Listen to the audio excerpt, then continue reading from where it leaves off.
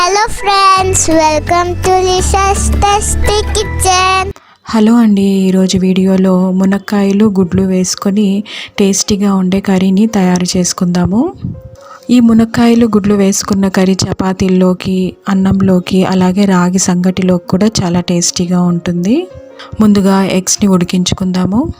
అలాగే మునక్కాయలకు పైన ఉన్న చెక్కును కొంచెం లైట్గా తీసేసి ఈ విధంగా ముక్కలుగా కట్ చేసుకొని శుభ్రంగా వాష్ చేసుకొని పెట్టుకోవాలి. ఇప్పుడు దీనికి కావాల్సిన మసాలాను తయారు చేసుకుందాము. మిక్సీ జార్లో కొద్దిగా కొబ్బరి ముక్కలు, అల్లం వెల్లుల్లి, దాల్చిన చెక్క, లవంగా వేసుకోవాలి. ఎండు కొబ్బరి, పచ్చి కొబ్బరి ఏదైనా వేసుకోవచ్చు.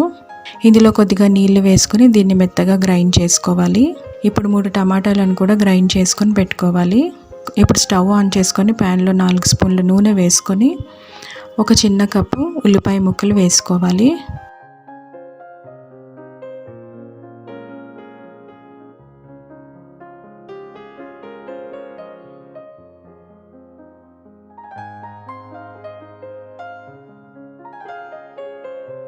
ఉల్లిపాయలు కొంచెం దూరగా వేగిన తర్వాత ఇందులో తయారు చేసుకున్న మసాలా పేస్ట్ని కూడా వేసుకొని పచ్చివాసన పోయేంత వరకు ఫ్రై చేసుకోవాలి.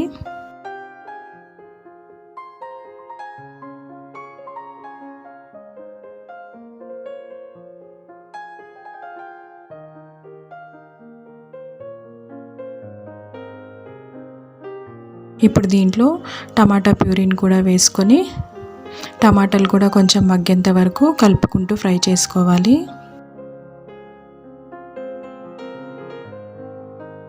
ఈ మసాలా అంతా కూడా బాగా మగ్గిన తర్వాత ఇందులో కారపొడి, ధనియాల పొడి, పసుపు, ఉప్పు వేసుకొని బాగా వేయించుకోవాలి.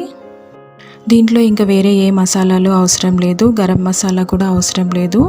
ఆల్రెడీ మనం తయారు చేసుకున్న పేస్ట్లోనే దాల్చిన చెక్క, లవంగా వేసాం కాబట్టి ఇంకా వేరే ఏం మసాలా వేసుకోవాల్సిన అవసరం లేదు. ఇదే మసాలాతోనే కర్రీ చాలా టేస్టీగా అనిపిస్తుంది.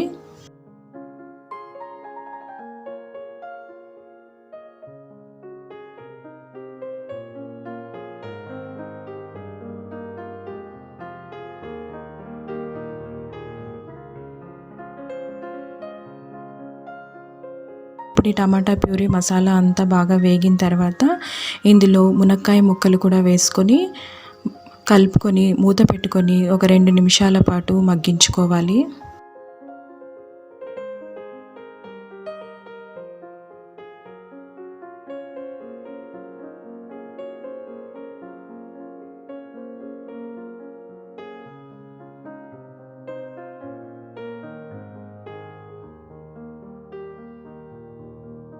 మునక్కాయలు కొంచెం మగ్గిన తర్వాత ఇందులో గ్రేవీకి తగినన్ని నీళ్లు వేసుకొని ఉడికించుకోవాలి.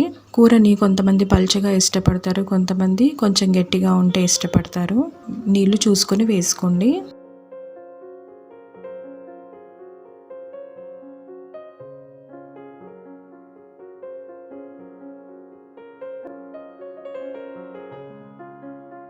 ఇప్పుడు ఉడికించిన గుడ్లకి ఈ విధంగా ఘాట్లు పెట్టుకోవాలి. ఈ విధంగా ఘాట్లు పెట్టుకుంటే మసాలా ఎగ్స్లోకి వెళ్ళి ఎగ్స్ కూడా చాలా టేస్టీగా ఉంటాయి.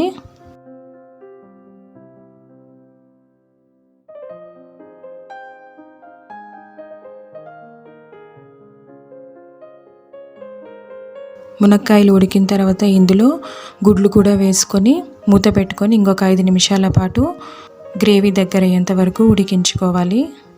నేను ఈ వీడియోలో చూపించిన విధంగా ఈ కర్రీని మీరు కూడా ట్రై చేయండి, చాలా టేస్టీగా ఉంటుంది. గుడ్లు ఇష్టపడని వాళ్ళు ఉట్టి మునక్కాయలు వేసుకొని అయినా కూడా ఈ విధంగా కర్రీని తయారు చేసుకోవచ్చు. అంతే, ఎంతో టేస్టీగా ఉండే మునక్కాయ ఎగ్ కర్రీ రెడీ అయిపోయింది. How you guys enjoyed our video? Don't forget to subscribe, like and share.